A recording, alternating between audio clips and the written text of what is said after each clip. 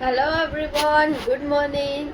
આજે હું વહેલી જાગી ગઈ છું કેમ કે આજે મારે ક્યાંક જવાનું છે બારે. તો આજે હું ફટાફટ જાગી ગઈ અત્યારે, અને અત્યારે વાગ્યા છે 10:30.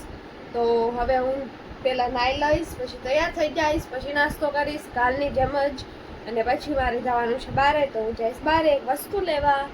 ચાલો પછી મળી નાસ્તો કરીને. પછી હું નીકળી ગઈ હતી બાર માટે, અને આ અમે પહોંચી ગયા છીએ દુકાને.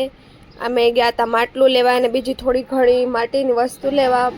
અને આ હું દુકાનની અંદર ફરું છું, અને મારે જે જોતું હતું એ હું ગોતતી હતી.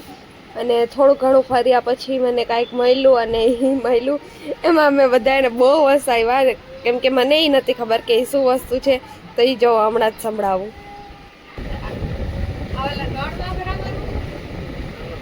એ ઓલી ઘંટાઓ પીએ ને, ઓલી ગામડામાં ચલમ ઈ છે.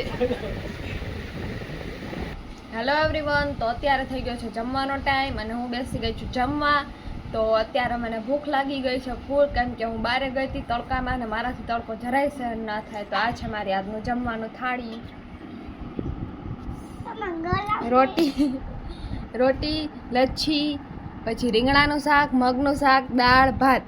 અને જમતા જમતા એક વસ્તુ તો જોયો જ, અને એ છે TMKOC. અને આ જો હું ને કાનો આટલી બધી ચોકલેટ્સ લઈને આવ્યા હતા, કેમ કે મારા કાનાને ચોકલેટ બહુ ભાવે.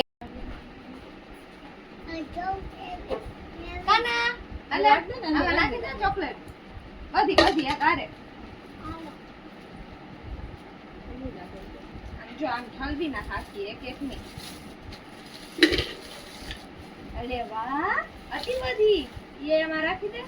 તને આ કોને આપી? દુકાનવાળા ભાઈએ. પછી રાતે ડિનરનો ટાઈમ થઈ ગયો તો મેં આજે ડિનરમાં બનાવ્યા હતા પાસ્તા, કેમ કે મારા હાથના પાસ્તા મારા ભાઈને અને મારા બેનને ને બધાને બહુ જ ભાવે. તો હું બનાવતી હતી પાસ્તા. તો અત્યારે હું ડુંગળીને એને સોતે કરું છું, અને પછી મેં બનાવી નાખ્યા મસ્ત પાસ્તા. આ છે મારા મસ્ત રેડ સોસ પાસ્તા. પછી અમે એને કાનો અને પહોંચી ગયા હતા દૂર.